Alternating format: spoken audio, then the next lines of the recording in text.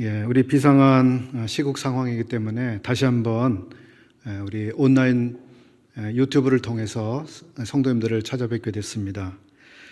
오늘 이 말씀은 주일에 우리 성도님들께서 들으시게 될 이러한 말씀이 되겠습니다.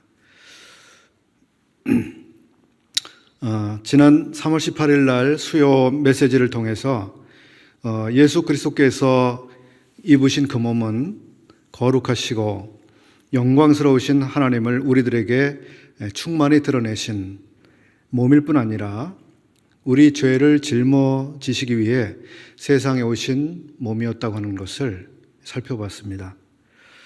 다른 한편 주님의 몸은 영적으로 굶주려 있는 인생들에게 자신을 주신 이 바로 생명의 떡이라고 하는 말씀도 살펴봤습니다. 요한복음 6장을 통해 주님께서는 자신이 하늘에서 내려온 산 떡이심을 밝히셨고, 이 떡은 먹어도 다시 먹어야 되는 어떤 음식과 다르며 심지어는 하늘에서 내렸던 만나와도 매우 다른 것임을 가르쳐 주셨습니다. 구약시대 이스라엘 사람들은 만나를 먹었어도 죽었습니다.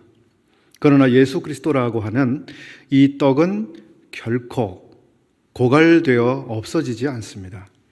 마치 성령께서 영원히 솟아나는 샘물이 되시는 것처럼 우리 주님은 믿는 자 안에서 영원히 생명의 피로를 공급하시는 끊임이 없는 양식이 되시는 것이죠. 코로나19의 전염병 상황에서 사람들은 자기들의 영혼을 살리는 일에는 진지한 관심이 없으며 몸이 죽고 사는 일에만 관심이 멈춰 있습니다. 이번 코로나 사태가 거의 재앙 수준이지만 하나님은 이런 상황에서 사람들에게 복을 주실 수 있습니다. 재앙이 복이 되는 놀라운 일을 하실 수가 있는 것이죠. 예수님을 마음에 믿지 못하신 분이 계시다고 하면 이러한 때 하나님께로 나오십시오. 두려움과 걱정으로 끝내지 마시고 하나님의 은혜를 구하면서 그분께로 나오시는 이런 기회가 되시기를 바랍니다. 우리 주님께서 사람들의 영원한 양식이 되신 사실에 대해 우리가 요한복음 6장에서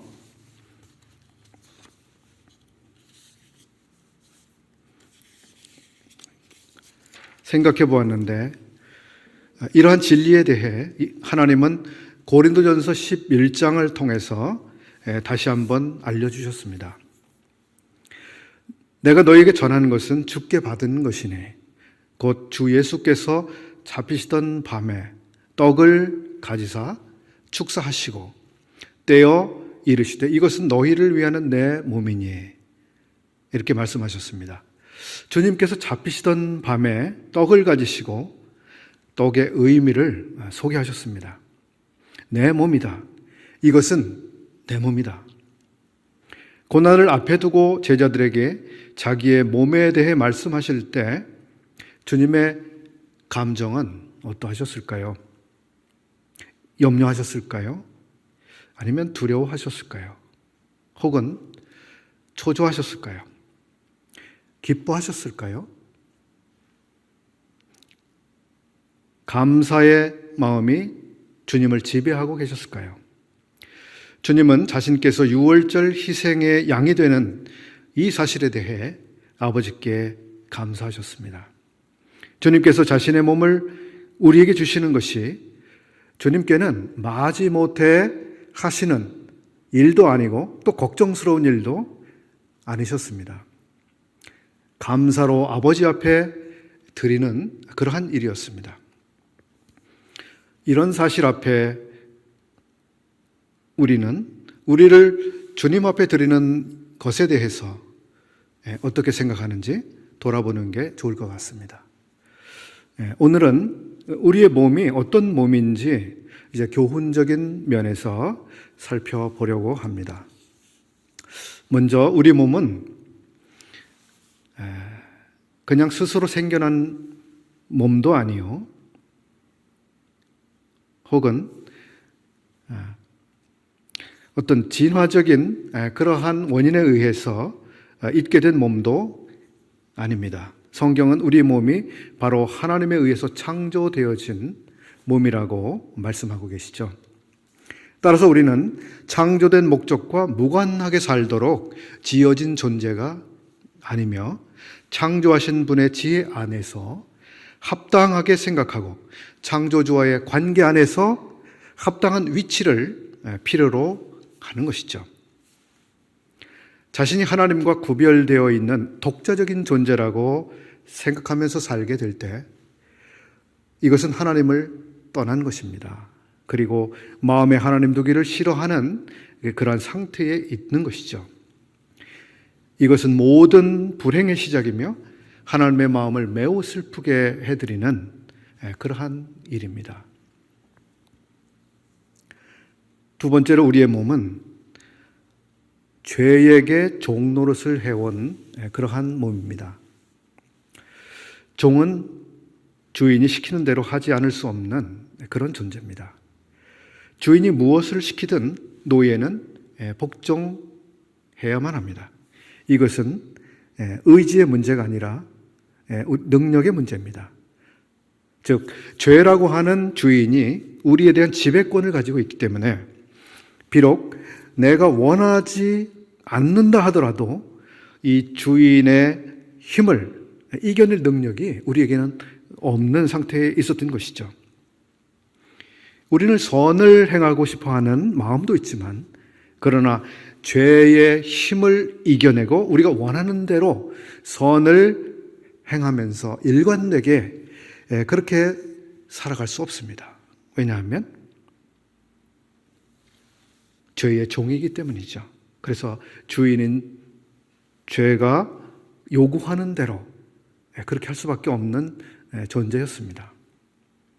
더구나 율법은 우리가 죄의 지배 아래에서 살아가고 있는 이러한 인생들에게 어마어마한 멍해를 씌우고 있는데요.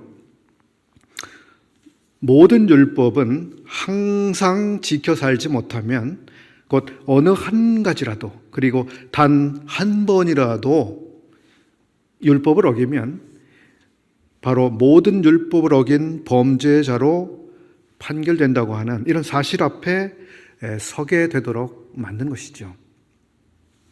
그래서 하나님의 말씀은 무릇 율법 행위에 속한 자들은 저주 아래 있다 이렇게 말씀하고 계시고 기록된 바 누구든지 율법책에 기록된 대로 모든 일을 항상 행하지 아니하는 자는 저주 아래 있는 자라 하였습니다. 갈라디아서 3장 10절의 말씀이죠. 또 야고보서에서도 이런 말씀하고 계시는데요. 누구든지 온 율법을 지키다가 그 하나를 범하면 모두 범한 자가 되나니. 온 율법을 지키다가 하나를 범하면 모든 율법을 범한 자가 되어버린다. 왜 그렇게 되는가에 대해서 야고보서 2장 11절은 이렇게 말씀하고 있습니다. 간음하지 말라라고 하신 그분께서 또한 살인하지 말라라고 하셨기 때문에 비록 내가 간음하지 아니하여도 살인하면 곧 율법을 범한 자가 되는 이러한 이치라고 하는 것입니다. 그래서 우리는 율법의 저주 아래 있는 존재였고 또 죄에게 종로로 탈 수밖에 없는 이런 존재였다고 하는 사실입니다. 얼마나 비참한 신세입니까? 세 번째로 우리의 몸은 사망이 왕 노릇해온 그러한 몸입니다. 구원받지 못한 사람들의 지배자는 죄라고 하는 주인 뿐만 아니라 사망이라고 하는 왕, 이 왕의 통치를 벗어날 수가 없었던 것이죠.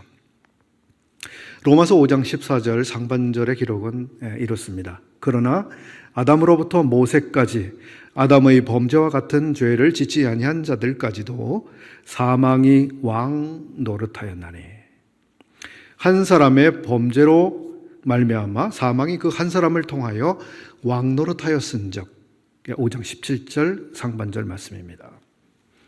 그러므로 우리는 누가 이 사망이 왕노릇하고 있는 우리를 건져내 주실지 탄식하면서 기다려왔습니다. 이것이 모든 사람들의 비참한 상태였습니다. 이제 네 번째 사실을 보겠습니다. 우리가 누구인가? 또 우리의 몸은 어떤가? 네 번째 사실은 그러나 이제 우리의 소유주가 바뀌었다라고 하는 사실을 우리가 하나님의 말씀을 통해서 알 수 있습니다. 악한 자의 소유에서 벗어나 선하신 하나님, 어두움이 조금도 없으신 빛이 되신 하나님, 우리의 죄를 따라 처치하지 아니하시는 그 하나님, 양들을 위해 목숨을 버리시는 참 목자에게 이제는 소속됐습니다. 그의 소유가 됐습니다. 달리 말씀드려서 우리의 주인이 바뀌었습니다. 우리의 전날 우리의 주인은 죄였죠. 그러나 이제 우리의 주인은 완전히 바뀌었습니다. 고린도전서 6장 19절 20절 말씀 이렇게 기록하고 있습니다. 너희 몸은 너희가 하나님께로부터 받은 바 너희 가운데 계신 성령의 전인 줄을 알지 못하느냐. 너희는 너희 자신의 것이 아니라. 우리의 몸은 이제 우리의 자신의 것이 아니다. 그리고 바로 성령의 전이 되었다. 이렇게 말씀하고 계시고요. 어떻게 해서 그렇게 되었는가? 20절의 기록을 보게 되면 값으로 산 것이 되었으니 이렇게 말씀하고 있습니다. 합법적 지불을 통해서 또 합당한 가격을 지불함을 통해서 이제 소유권이 받게 됐죠. 자, 합법적 소유를 우리 주님께서 이제 하시게 된 것입니다. 값으로 산 것이 되었으니. 우리는 사실 전날 버려진 존재들이었습니다. 그러나 하나님은 우리를 엄청 비싼 값에 사주셨습니다. 마치 오늘날 주식시장을 생각을 해본다면 어떨까요? 아무도 사지 않는 주식, 관심 없어 하는 주식, 그저 한없이 폭락된 주식, 이 주식을 아무도 살 사람이 없는 그런 주식. 마치 그러한 주식을 어느 누군가 아주 비싼 값에 사겠다고 나서서 그것을 산, 이러한 생각을 한번 해볼 수 있을까요? 아무튼 우리가 생각할 때는 우리에 대한 값을 지나치게 높은 가격으로 우리를 소유하기 위해서 하나님께서 비용을 지불하셨다고 하는 사실입니다. 우리가 어떤 사람들입니까?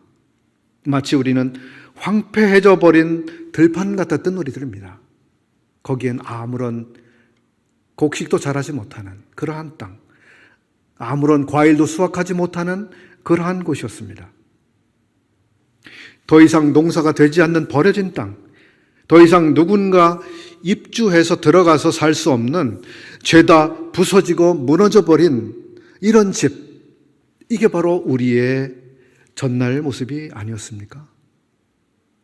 죄로 얼룩져버린, 그리고 우리의 생명은 죽어있는 이런 상태.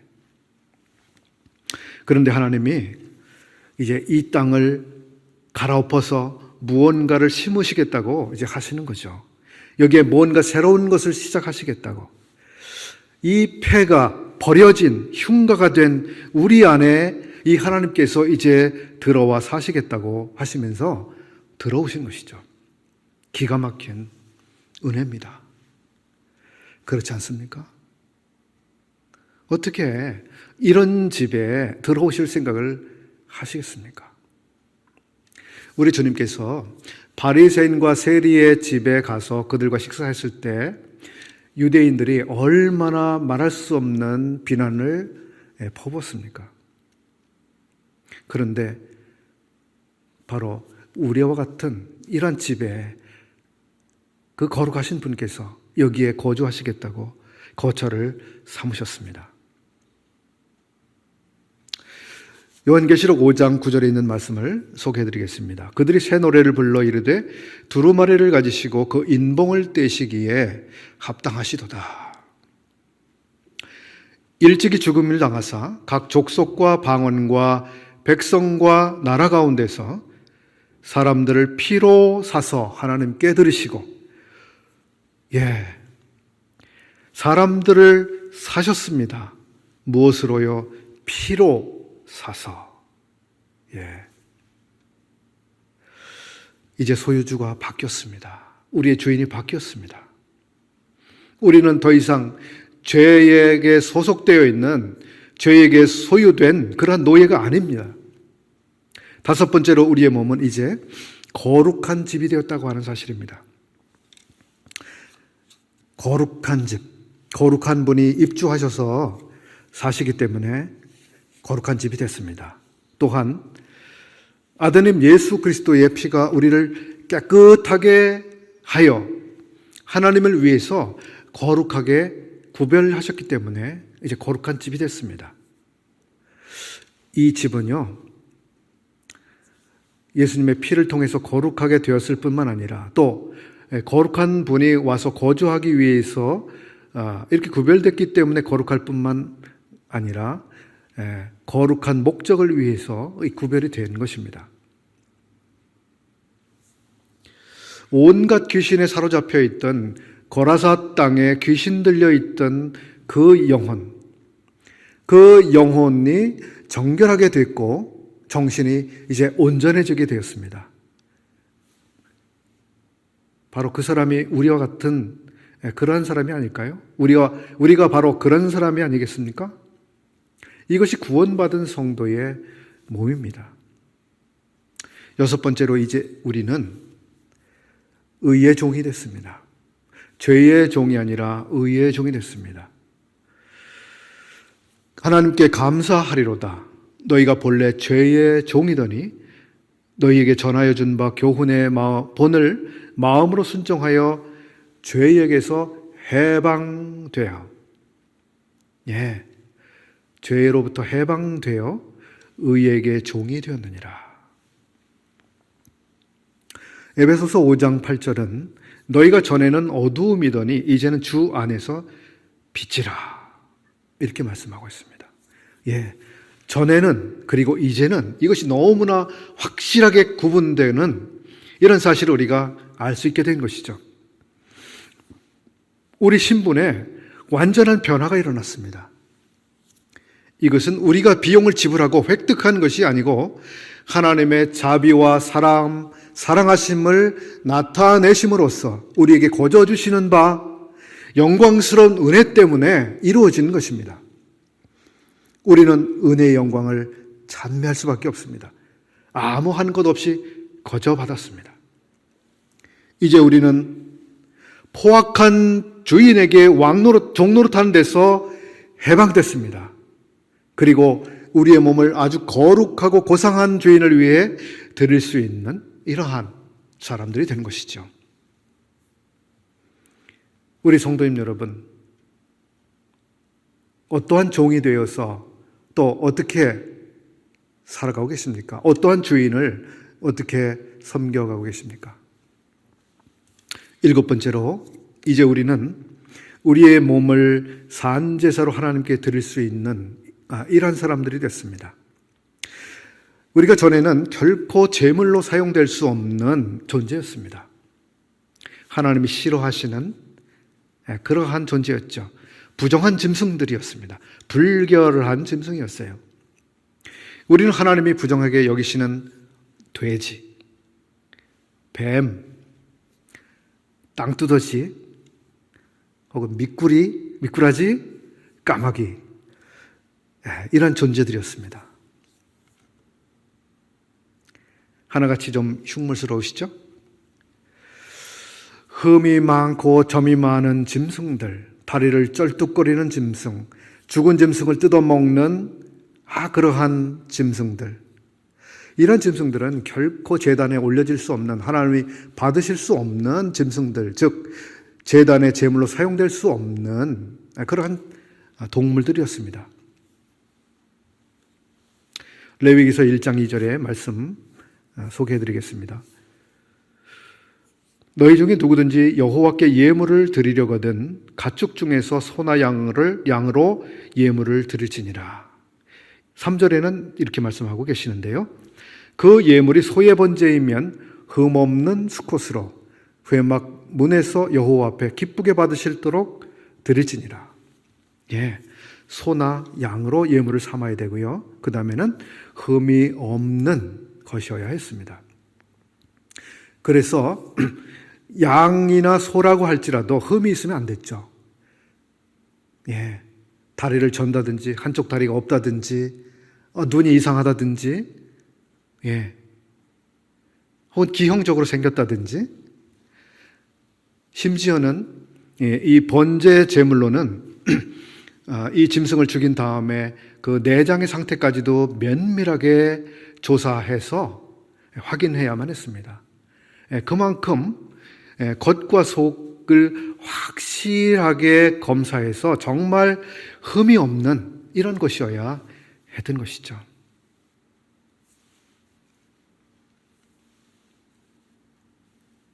우리 주님은 향기로운 제물, 번제로 자기를 드리심으로 우리에게 이 번제의 본을 보여주셨습니다. 이것을 통해서 우리는 우리의 몸을 하나님께 어떻게 드려야 하는지 배울 수가 있습니다.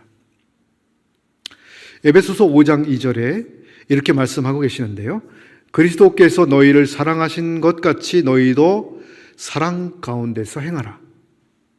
그는 우리를 위하여 자신을 버리사 향기로운 제물과 희생 제물로 하나님께 드리셨느니라.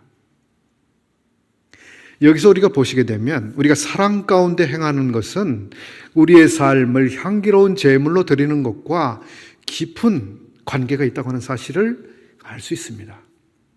즉 우리의 번제로 드려지는 삶은 바로 우리 주님이 우리를 사랑하시는 것처럼 우리도 서로 사랑 가운데서 행하는 이것을 통해서 제물로 드려질 수 있다고 하는 이런 사실을 우리가 알게 되는 것이죠. 로마서 12장 1절과 2절의 말씀은 또 이렇게 말씀하고 계시는데요. 그러므로 형제들아 내가 하나님의 모든 자비하심으로 너희를 권하노니 너희 몸을 하나님이 기뻐하시는 거룩한 산 제사로 드리라. 이는 너희가 드릴 영적 예배니라. 너희는 이 세대를 본받지 말고 이렇게 기록하고 계시는데요. 하나님께서는 우리 몸을 거룩하게 구별하여 드릴 것을 교훈하시는 이 말씀 안에서 우리의 삶이 예배가 되고 있다고 하는 사실을 말씀해 주고 있습니다. 우리 몸을 하나님께 드릴 때 이 세대, 곧 이 세상을 본받지 말고 거룩히 구별하여 드려야 한다고 하는 점을 말씀해 주고 계십니다. 이 세상의 특징을 떠난 구별된 이러한 것입니다. 같은 로마서 12장에서 우리는 이 거룩한 제사가 믿음의 분량을 따라서 지혜롭게 생각해야 하는 것과 관계되고 있다고 하는 사실, 그리고 그리스도의 몸 안에서 지체로서의 기능을 다하는 것으로 드려지게 된다고 하는 사실을 한편 또 볼 수가 있습니다. 그러므로 형제들아 내가 하나님의 모든 자비하심으로 너희를 권하노니 너희 몸을 하나님이 기뻐하시는 거룩한 산 제물로 드리라. 이는 너희가 드릴 영적 예배니라. 너희는 이 세대를 본받지 말고 오직 마음을 새롭게 함으로 변화를 받아 하나님의 선하시고 기뻐하시고 온전하신 뜻이 무엇인지 분별하도록 하라. 내게 주신 은혜로 말미암아 너희 각 사람에게 말하노니 마땅히 생각할 그 이상의 생각을 품지 말고 오직 하나님께서 각 사람에게 나누어 주신 믿음의 분량대로 지혜롭게 생각하라. 우리가 한 몸에 많은 지체를 가졌으나 모든 지체가 같은 기능을 가진 것이 아니니 이와 같이 우리 많은 사람이 그리스도 안에서 한 몸이 되어 서로 지체가 되었느니라. 이 본문 안에서 이 그림은 구약의 성전 예배에서 제물이 드려지고 있는 어떤 그러한 현장감 있는 모습을 연상하게 됩니다. 제물이 제단 위에 이렇게 올려지고 불살라집니다. 이제 제물이 불태워지겠죠. 우리는 이제 하나님의 집이며 성전인 바로 이 교회에서 실제적인 살아있는 제물로 우리들 자신을 드리고 있는 이런 모습을 그려볼 수 있습니다. 이것은 바로 놀라운 특권입니다. 구약시대에는 제사장들만 성막에서 섬길 수 있는 특권을 부여받았습니다. 우리는 주님의 전에서 우리 자신을 드릴 수 있는 특권을 받은 이제 거룩한 제사장들이 됐습니다. 마태복음 22장에서는 이제 우리의 몸을 내 이웃을 내 몸처럼 사랑하는 데 드릴 수 있는 도구가 됐다고 하는 사실을 알 수 있게 됩니다. 마태복음 22장 38절 39절이죠. 이것이 크고 첫째 되는 계명이요 둘째도 그와 같으니 내 이웃을 내 자신과 같이 사랑하라. 한편 이제 우리의 몸은 바로 우리의 가정을 통해서 우리의 몸이 그리스도와 교회가 하나 됐다고 하는 이 하나됨을 경험할 수 있는 이런 몸이 되었고 또 이 하나된 것을 나타내는 데 드릴 수 있는 사람들이 됐습니다. 마태복음 19장 6절에 있는 이런 말씀인데요. 그런즉 이제는 둘이 아니요 한 몸이니 그러므로 하나님이 짝지어 주신 것을 사람이 나누지 못할지니라. 하나님은 우리가 하나 된 상태를 끝까지 유지하기를 원하시는 거죠. 우리의 몸, 부부 관계 안에서 이 하나됨을 통해서 그리스도께서 교회를 어떻게 사랑하고 계신지, 얼마나 사랑해서 자신을 주셨는지, 그리고 이 교회와 자신께서 어떻게 하나가 되었는지를 실물적으로 보여주시는 이런 도구로서 우리를 사용하실 수 있다고 하는 것입니다. 이제 마지막으로 10번째, 우리의 몸은 이제 그리스도를 위한 고난에 참여하는 데 드릴 수 있게 됐습니다. 빌립보서 1장 29절에서 사도 바울은 이렇게 말씀하고 계십니다. 그리스도를 위하여 너희에게 은혜를 주신 것은 다만 그를 믿을 뿐 아니라 또한 그를 위하여 고난도 받게 하려 하심이라. 그렇습니다. 우리에게 은혜를 주신 것은 그를 믿는 은혜뿐만 아니라 고난에 동참하는 은혜도 주신 것입니다. 이것은 특권입니다. 한편 사도 요한은 계시록 1장 9절에서 자신에 대해서 이렇게 말씀하고 있는데요. 나 요한은 너희 형제요 예수의 환난과 나라와 참음에 동참하는 자라. 하나님의 말씀과 예수를 증언하였으므로 말미암아 반모라고 하는 섬에 있었더니. 여기 사도 요한은 동참하고 있는 동참자라고 자기를 소개합니다. 예수의 환난과 나라와 참음에 동참하고 있다. 매우 특별한 표현을 했습니다. 이 사도는 지금 반모라고 하는 섬으로 쫓겨나서 아주 외로운 삶을 살고 있습니다. 그러나 이 사도는 자신의 그러한 처지가 매우 불행하다라고 하는 것이 아니라 바로 놀라운 특권으로서 예수의 나라와 참음에 동참하고 있는 이 특권을 자기가 누리고 있다라고 하는 사실을 말하고 있습니다. 우리 역시도 그렇습니다. 바로 우리 주님의 환난과 나라와 참음에 우리가 몸으로 참여할 수가 있게 됐습니다. 우리는 2시간에 걸쳐서 주님께서는 자신의 몸을 아버지 앞에 어떻게 드리셨는지, 그리고 한편 우리는 우리 자신을 어떻게 드릴 수 있게 되었는지를 상고해 보았습니다. 주님은 목자와 보호자로서 주님 다시 오실 때까지 우리가 온전히 보호받기를 원하십니다. 평강의 하나님이 친히 너희를 온전히 거룩하게 하시고 또 너희의 온 영과 혼과 몸이 우리 주 예수 그리스도께서 강림하실 때에 흠 없게 보존되기를 원하노라. 데살로니가 전서의 말씀이죠. 그렇게 하시기 위해서, 즉 우리를 흠없게 보존하시기 위해서 우리를 항상 지키고 계시고 우리의 필요를 채우고 계시고 우리를 강건하게 돌보고 계십니다. 주님께서 우리를 위해서 계속해서 성실한 수고를 다하고 계시는데 우리도 마땅히 우리의 몸을 거룩하게 아버지 앞에 구별해서 드리는 이런 삶을 성실하게 살기를 원합니다. 지난 수요 말씀을 녹화한 뒤에 제가 어떤 찬송곡을 애청하게 됐습니다. 아주 좀 세상적인 표현으로 아주 마음이 꽂힌 그런 찬송곡이 있었습니다. 김두완이라고 하는 이런 작곡가가 작곡한 찬양인데요. 오 거룩하신 주님으로 이렇게 제목이 되어 있습니다. 이것을 작곡한 작곡자 김두완 선생은 평안남도 용강이라고 하는 곳에서 아버지 김치근 목사님의 아들로 출생한 분이었습니다. 목사였던 그 아버지는 이 김두완 선생에게 의학을 공부해서 농촌교역하기를 부탁했었습니다. 그렇지만 부친의 말씀을 이제 거역하고 음악가의 길을 걸었는데요. 그런데 아버지의 말씀을 거역한 것이 평생 부담이 되어서 이제 교회 음악을 통해서 하나님께 헌신하기를 소원하고 평생 동안 이 하나님을 위한 음악에 자신의 삶을 드렸습니다. 자신의 삶을 드렸습니다. 자신의 삶을 하나님 앞에 구별해서 드렸습니다.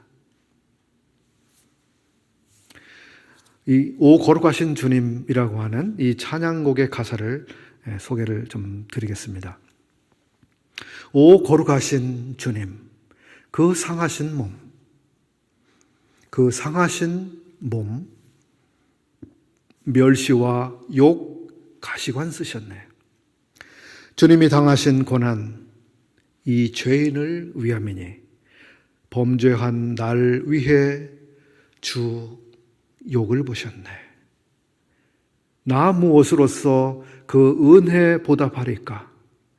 무한하신 주의 사랑 고맙고도 크도다. 나 평생 사는 동안 주 위에 살리라. 주님의 뜻대로 나 평생 살리라.